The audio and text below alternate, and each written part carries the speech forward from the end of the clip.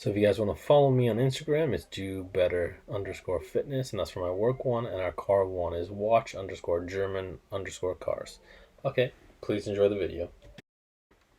Welcome to another video, guys. So today we are looking for a daily.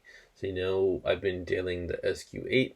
Unfortunately, going to swimming and going to a few other appointments or the doctors for the kids or these kind of places, the car just does not fit in the parking spots. It's just too big for the way the parking spots are designed in the UK. I did try and pay for 2 parking spots, but unfortunately the parking lot fine people said you're not allowed to do that. You have to park it into one spot, and if it doesn't fit, then that's fine. But if you take up 2 spots, even if you pay for it, they're gonna give you £100 fine. So that's stupid. So unfortunately, I need a smaller car to do the day-to-day stuff that we're doing.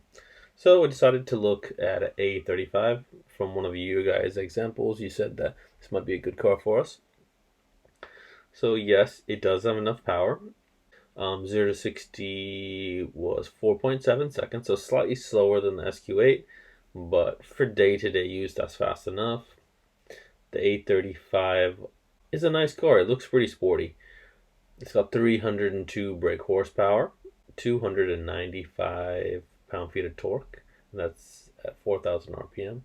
So that's pretty good. Top speed is limited, like everything nowadays, to 155. For us, this example that we test drove did not have the dynamic suspension, and it did not have the sunroof.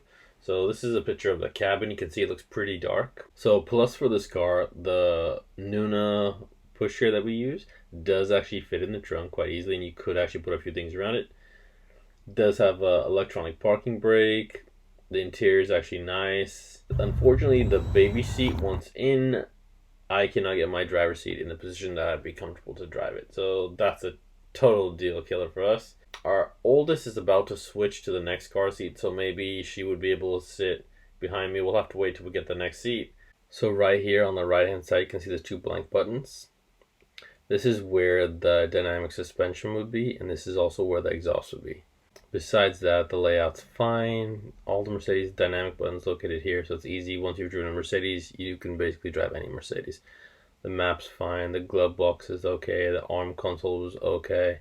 The material of the car itself, it feels a little cheap, but obviously I'm going to say that because I'm used to these bigger ones. The seats were manual, so that's kind of weird in a Mercedes. I think you can get power seats in this. It had good lumbar support, it had good support under your legs. The seat was comfortable. Some of the plastics around the cabin feel a little cheap. I'm not a fan of this black material that's everywhere in all the modern cars now.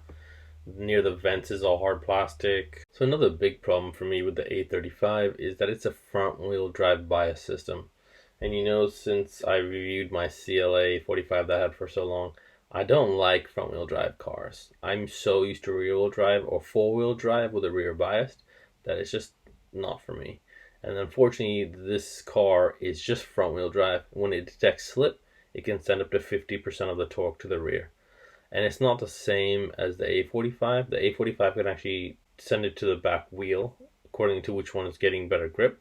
This doesn't do that, and it also doesn't have that drift mode. But if you are going to get this car, make sure you get the dynamic pack, because you want the Burmester sound system, you want the upgraded 19-inch rims, you want to make sure you have the full aero pack. It just makes this car so much better than if you just get a standard A35. Without the upgraded suspension, this car just rides a little bit too hard, especially in the UK roads, the potholes. There's not enough space, especially if you're going to lower this. It just is really rough and it bottoms out.